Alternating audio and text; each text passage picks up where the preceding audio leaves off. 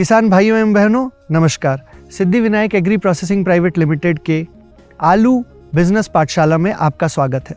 जब बात बिजनेस की हो तो मुनाफा सबसे पहले आता है। आलू के बिजनेस में मुनाफा कमाने का जो एकमात्र फॉर्मूला है वो ये है कि भाव गुणा उत्पादन में से हम लागत माइनस करते हैं तो मुनाफा आता है। ध्यान देने वाली बात है कि भाव बाजार का हमारे हाथ में नहीं है, लेकिन उत्पादन बढ़ाना और लागत को कम करना हमारे हाथ में है। आपको एक बात मैं बता दूं कि कई बार हम प्रति एकड़ लागत कम करने के चलते प्रति किलो लागत बढ़ा लेते हैं। ध्यान रखिए कि व्यापारी आपको प्रति किलो के भाव देता है, प्रति एकड़ का नहीं, इसलिए प्रति किलो भाव कम करना ज़्यादा ज़रूरी है। प्रति किलो भाव कम करने के लिए आपको एग्री इनपुट सीड की क्वालिटी अच्छी मेंटेन करनी है ताकि उत्पादन ज़्यादा आए। इस वीडियो श्रृंखला में हम 3 प्रमुख बिंदुओं पे बात करेंगे जिससे उत्पादन बढ़ाई जा सकती है और प्रति किलो लागत घटाई जा सकती है। वो 3 प्रमुख बिंदु हैं सीड की क्वालिटी और किस्म, मौसम और क्रॉप मैनेजमेंट। आज की इस वीडियो में हम बात करेंगे उर्वरकों के सही उपयोग के बारे में बात करेंगे।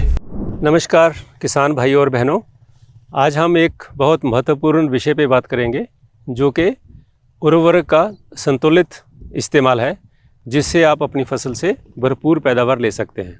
लेकिन उर्वरक की बात करने से पहले हमें अपनी मिट्टी की जांच करवानी बहुत ज़रूरी है, क्योंकि मिट्टी की जांच के आधार पर ही हम उनको अपनी फसलों को उर्वरक देते हैं। अगर हमारी मिट्टी में किसी चीज़ की कमी है तो हम उसकी मात्रा बढ़ा देते हैं, और अगर किसी उर्वरक की मात्रा पर्याप्त है हमारी मिट्टी में, हम उसकी मात्रा कुछ घटा सकते हैं। इस तरह से हम अपने पैसे भी बचा सकते हैं और भरपूर फसल भी ले सकते हैं। अब हम बात करेंगे जो मेजर फर्टिलाइज़र हैं, जैसे कि नाइट्रोजन, फास्फोरस और पोटाश, जिनको हम NPK भी बोलते हैं। N का मतलब होता है नाइट्रोजन, जो कि पौधों की हरी पत्तियों को ग्रोथ में मदद करता है और पौधे को ताकत देता है। दूसरा है P यानी कि फास्फोरस, ये पौधों की जड़ों के विकास में मदद करता है, जो खासकर आलू जैसी फसलों के लिए बहुत ज़रूरी है। तीसरा है K यानी कि पोटाश, ये पत्तियों को और कंदों को क्वालिटी को सुधारता है, उन्हें मजबूती देता है और स्ट्रेस को सहन करने की शक्ति प्रदान करता है। इसके बाद आ जाते हैं माइक्रोन्यूट्रिएंट यानी सूक्ष्म पोषक तत्व, जो भी बहुत ज़रूरी हैं। ये थोड़ी मात्रा में चाहिए होते हैं, लेकिन इनका महत्व बहुत ज़्यादा है और ये बहुत ज़रूरी हैं। इनमें जो आते हैं एलिमेंट्स वो हैं sulphur, calcium, boron, zinc, iron, magnesium और कॉपर। अगर ये मिट्टी में कम है तो पत्तियों में पीलापन, पौधों का कमज़ोर होना, आलू में दरार आना, ये सब समस्याएं हो सकती हैं। कई किसान इन सूक्ष्म तत्वों को फोलियर स्प्रे यानी कि उसको छिड़काव के रूप में भी देते हैं। और जो मिट्टी की pH है वो भी, उसको भी समझना बहुत ज़रूरी है। आलू के लिए जो सही pH है वो 6 और 6.5 के बीच होना बहुत ज़रूरी है। अगर pH 6 से कम है, यानी कि आपकी मिट्टी में एसिडिक है या अम्लीय है, तो ऐसे फर्टिलाइज़र का उपयोग नहीं करना चाहिए जो कि एसिडिटी को बढ़ाते हैं। अगर आपकी pH 6.5 से ऊपर है तो आप उसमें लाइम यानी मिट्टी में चूना इस्तेमाल कर सकते हैं, जिससे आपकी जो pH है वो संतुलित रह सकती है।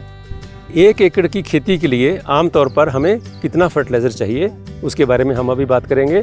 जैसे नाइट्रोजन हमें 80 किलो चाहिए प्रति एकड़, फास्फोरस हमें 60 किलो प्रति एकड़ चाहिए, और जो पोटाश है वो हमें 90 किलो प्रति एकड़ चाहिए।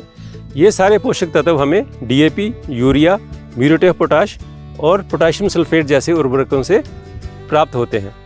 अब समझते हैं कि 1 एकड़ आलू की खेती में उर्वरक का प्रयोग हम कितना कर सकते हैं। इसमें हमें DAP चाहिए 150 किलो, म्यूरेट ऑफ पोटाश चाहिए 100 kilo, zinc 5 kilo, sulphur 5 kilo, boron 1 kilo प्रति एकड़। ये सारे जो फर्टिलाइज़र हैं ये हम मिट्टी में मिला देते हैं, और पूरी मिट्टी में मिलाने की बजाय अगर हम इनको रो में दें या हम उसकी ड्रिल का उपयोग करें ताकि ये जो उसकी जड़ें हैं उसके नीचे सारे फर्टिलाइजर चले जाएं, तो ये बहुत अच्छा होता है। उसके बाद हम देते हैं इसको टॉप ड्रेसिंग, जो कि हम 2 बार देते हैं, एक बार 20 से 25 दिन पे और एक बार 50 से 55 दिन पे। इसमें हम यूरिया इस्तेमाल करते हैं 50 किलो प्रति बार, कैल्शियम नाइट्रेट 15 किलो प्रति एकड़, मैग्नीशियम सल्फेट 15 किलो प्रति एकड़ की मात्रा में हम इसको टॉप ड्रेसिंग में यूज़ करते हैं। उसके बाद फोलियर स्प्रे देते हैं 30 से 35 दिन पे 1 किलो 19-19-19 प्रति एकड़, 50 से 55 दिन पे 1 किलो 13-0-45 और 70 से 75 दिन पर 1 किलो 0050। अगर हम ये सब इस्तेमाल करते हैं तो हमारी जो फसल की क्वालिटी है और जो हमारी उपज की पैदावार है वो बहुत अच्छी हो जाती है। ध्यान रखने वाली बात यह है कि हमेशा असली और प्रमाणित दुकान से ही हम फर्टिलाइज़र खरीदें और जो नकली फर्टिलाइज़र हैं या नकली दवाइयाँ हैं उनसे हम बचें। उससे हमारा पैसे का नुकसान होता है, हमारी फसलों को नुकसान होता है। तो जैसे हर एक फसल की रिक्वायरमेंट अलग अलग होती है, इसलिए हमें शुरू में मिट्टी की जांच करना बहुत ही आवश्यक है हर एक फसल को सही मात्रा में फर्टिलाइज़र देने के लिए। अगर आपको अपनी फसल या वैरायटी के हिसाब से कोई खास सलाह चाहिए तो आप SV एग्री से संपर्क कर सकते हैं।